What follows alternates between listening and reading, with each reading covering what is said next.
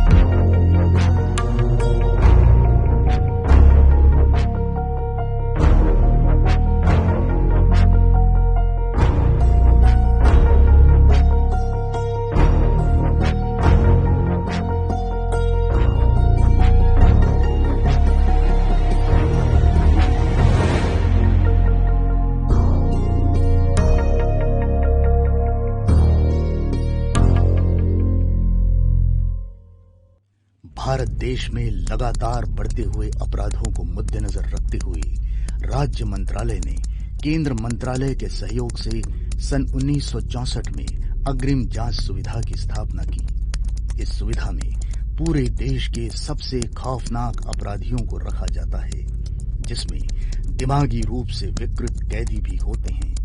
यहाँ हर साल करीब 50 दिमागी रूप से विकृत कैदी भर्ती होते हैं, जिनका इलाज किया जाता है।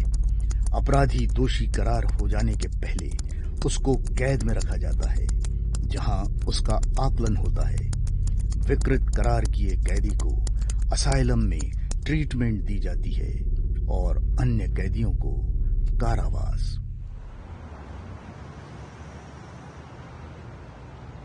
अरे सहदेव, हाँ, वो कोर्ट का फैसला कहाँ हुआ बे? कौन सा केस? हाँ, अरे दद्दू, जजमेंट तो 2-3 केसेस का है। अरे वो नहीं था, वो क्या नाम है उसका? कौन सा? अरे जॉन अपने जोरू को मार डाला जलाई के। अरे वही दहेजवा वाला केस। संकेत मात्रे। संकेत मात्रे। कुछ नहीं, उम्र कैद हो गई साले। ये कोर्ट का भी समझ में नहीं आता। जिसको फांसी देनी चाहिए उसको उम्र कैद दे देते हैं। भोसड़ी वाले। अरे कोरटवा है भैया, कछु सोच समझ के फैसला किया होगा। हमें भी लगता है कि उम्र कैदवा ही सही है। इसीलिए बोलता हूँ मिथिलेश जी कि सुबह सुबह चढ़ा के आना सही नहीं है। ज्यादा दिन हुए नहीं आपको यहाँ, कहो तो वापस पटना भेज दे। अरे पगला गए हो क्या? उम्र कैद क्यों सही है बताओ? हाँ? अबे चूतिए, बाप की उम्र के आदमी के साथ बोलने का तमीज नहीं का तुमको? तनिक दिमाग लगाओ। फांसी माँ एक बार मरेगा और उम्र कैदवा माँ हर रोज मरेगा साला। और न भी मरा ना तो ससुरा हम काहे बैठे। अगर हम जजवा होता ना तो हमने भी खतरनाक क्रिमिनल्स को उम्र कैद का सजा ही सुना दी। अच्छा, बातें सुन रहे हो इनकी? खुद का बवासीर तो संभाला नहीं जाता और बातें कर रहे हैं दूसरों के गांड मारने की। अबे अब तुम पर्सनल अटैक नहीं करो बे। क्यों बे, तुझे बड़ी हंसी छूट रही? जी वो मुझे सहाय। 1 मिनट मैडम।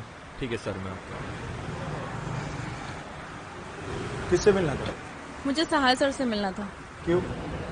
मुझे यहाँ पे एक केस के लिए कमीशन किया गया। अवंतिका? राइट। अवंतिका सिन्हा? या वो जो सर ने बताया था, मेरे ध्यान में नहीं रहा। आइए मैम, चलिए।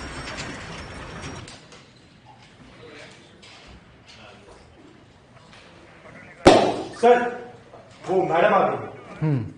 उन्हें अंदर भेज दो। Yes sir.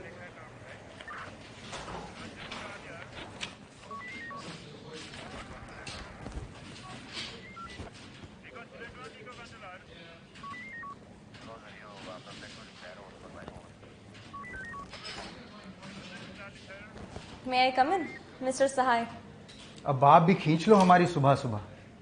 आ जाओ अंदर अब। अरे पूरे सेल के इंचार्ज हो, मिस्टर सहाय तो बुलाना पड़ेगा ना। चलो, तुम्हें थोड़ा मुस्कुराता देख के अच्छा लगा। हाँ, वो काफी समय बाद अपनी सहेली से मिली थी ना, तो अभी भी थोड़ा वेकेशन मूड में हूँ। अरे हाँ, तुमने बताया था। कैसी रही उनकी शादी? गजब, वो पुलिस है और जीजाजी डॉक्टर। काफी अजीब लेकिन प्यारी जोड़ी है।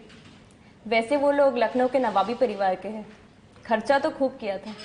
चलो, कहीं तो डॉक्टर और पुलिस की जोड़ी बन रही है। क्या मतलब? कुछ नहीं, वो सब्जेक्ट शिवम भार्गव, उम्र 36, 5 फीट 7 इंच, सामान्य शरीर, एग्जाम मर्डर, एक आदमी और एक औरत। और सबसे चिंता का विषय यह है कि ये चिंता का विषय नहीं था। चिंता का विषय यह है कि आइए,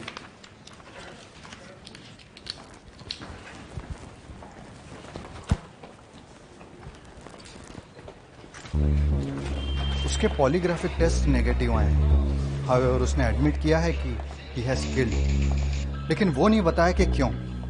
जब उससे पूछा कि क्यों मारा, तब बस बोला कि वो उसकी जिम्मेदारी है।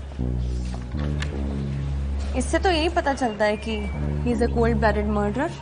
राइट, लेकिन नार्को टेस्ट के रिजल्ट्स कोर्ट में एडमिसिबल नहीं रहते ना, and we have no evidence right now other than that. That's where you come into the picture. You have to make him confess for his crimes. और कोई बात इससे रूबरू होने से पहले, क्योंकि मेरे ही इन्फ्लुएंस पर डिपेंड करेगा कि उसे फांसी होगी या फिर असाइलम में भेजा जाएगा, इसलिए पूछ रही हूँ। वो जो 2 मर्डर्स हुए हैं, अजीब सा है। ये देखिए, दोनों जगह थ्रोट स्लिट तो किया है सेम तरीके से, लेकिन थोड़ी ब्लजनिंग केवल एक को। 2 बार वार किया गया है इस विक्टिम को। एक को एकदम बेरहमी से मारा है तो दूसरे को बिना किसी हिंसा के। हो सकता है उसे दूसरे विक्टिम को ब्लजन करने का मौका ना मिला।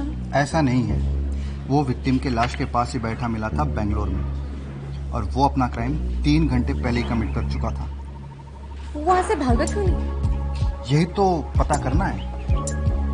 Present stance. You know the drill. अगर कंक्लूजन ये निकला कि ही नीड्स ट्रीटमेंट, तो वो असाइलम जाएगा और एल्स फांसी, जिसका वो पूरी तरह से हकदार है।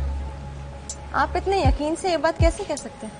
आपका ये सवाल मेरी काबिलियत पर संदेह लगता है। मिस्टर सहाय, इससे पहले उसकी जरूरत नहीं पड़ेगी। मुझे मालूम है तुम मुझसे कन्फेशन निकाल के रहोगी। और हाँ, और एक बात, आओ मेरे साथ।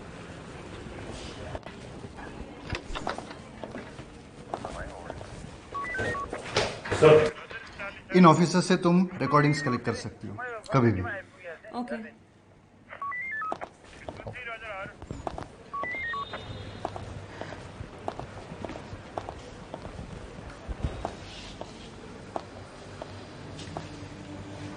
All right Avantika, all the best. कोई जल्दी नहीं, आप अपना काम आराम से करो, बस थोड़ा डिस्टेंस मेंटेन करना।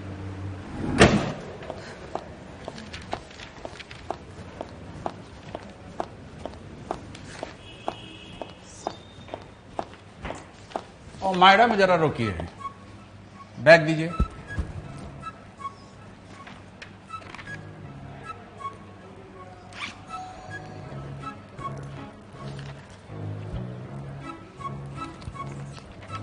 चाय लाओ या कॉफी?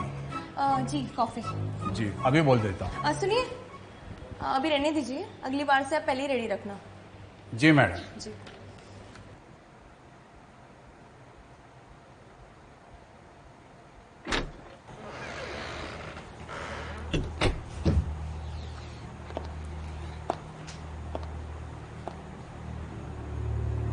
शिवम भार्गव।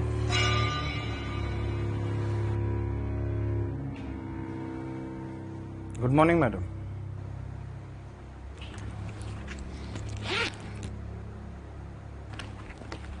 मैडम नहीं,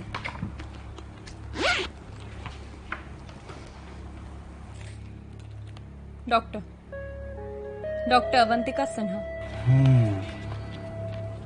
डॉक्टर, बड़ी अजीब बात है ना डॉक्टर।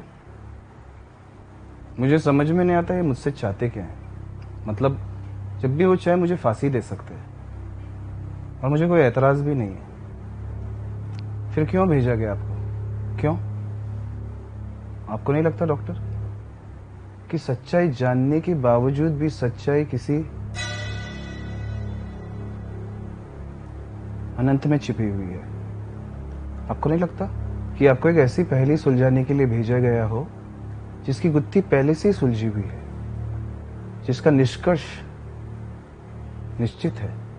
शिवम, आप पर इल्जाम है कि आपने 2 लोगों को मार डाला। हालांकि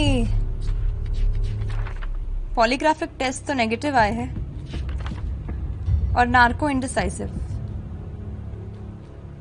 पर पता नहीं क्यों मुझे यहाँ भेजा गया। शायद ये मेरी जिद थी। जी भार्गव जी, मेरी जिद ये जानने की कि वो ऐसी कौन सी चीज है जिसने तुम्हारी ये दरिंदगी बाहर निकाली, वो मासूम जिंदगियां जिनसे आपका कोई लेना देना नहीं था। ऐसा क्या था जिसने आपको उन्हें मारने के लिए उकसाया? बताइए भार्गव जी, बताइए।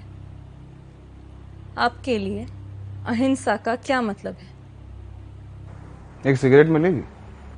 I don't smoke. Oh, smoking kills. आपके फैक्ट्स गलत है। विज्ञान का एक सिद्धांत है, शायद आपने कहीं पढ़ा होगा, जरूर पढ़ा होगा। एक लकड़ी के टुकड़े पे बंधी हुई प्लेट के एक तरफ तोते की तस्वीर और दूसरी तरफ पिंजरे का चित्र, और उस प्लेट को जब जोर से घुमाओ तो तोता पिंजरे में दिखाई देता है। कैसा सच में होता है डॉक्टर? क्या कहते हैं इस सिद्धांत को?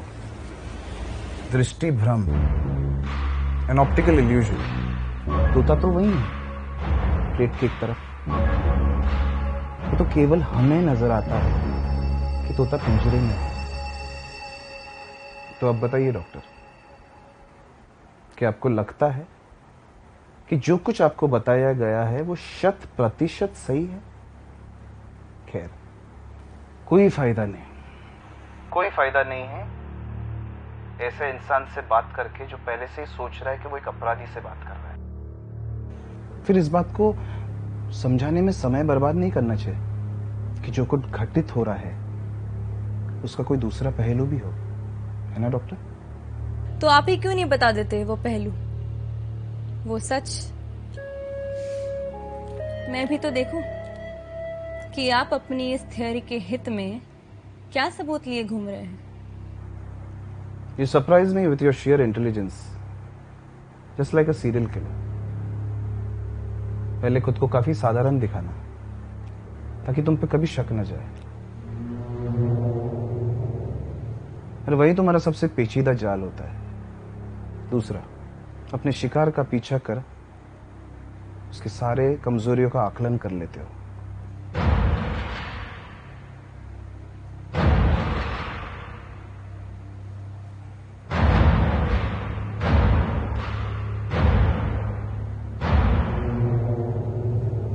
तीसरा, आप चले जाते हो कहीं कहीं दूर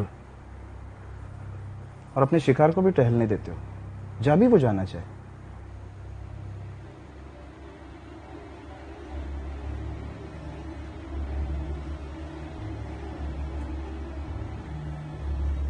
और एक बार उसका रास्ता तय हो जाए तब उसका शिद्दत से पीछा करते हैं।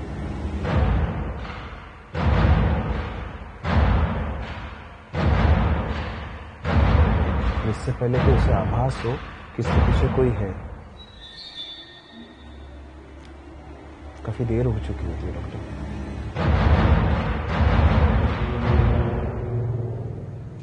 लगता है आपको सीरियल किलर्स के बारे में काफी कुछ पता है। टेल मी मोर भार्गव जी, क्या आपको नहीं लगता कि आपको आपकी उपलब्धियों का पूरा श्रेय नहीं मिलता? शायद बचपन में भी आपके साथ ऐसे ही कुछ हुआ था, नहीं? स्कूल के कुछ बदमाश बच्चों से मार खाना या फिर टीचर्स की पिटाई, तब भी जब आपने कुछ ना किया हो। कम ऑन शिवम जी, कुछ तो होगा। छिपा के क्या फायदा जब आप अंजाम जानते ही हैं। मैं पूछती रहूंगी और आप समझाने की नाकाम कोशिशें करते रहेंगे। अच्छा यही होगा कि आप सीधे सीधे साफ शब्दों में सच कह दें। आपको सच जानना है तो सुनिए, मेरा उन मर्डर से कोई लेना देना नहीं है, पर मेरे यहाँ आने का मकसद और भी ज्यादा खतरनाक है। मैं यहाँ के सभी बाकी कैदियों को छुड़ाने आया हूं।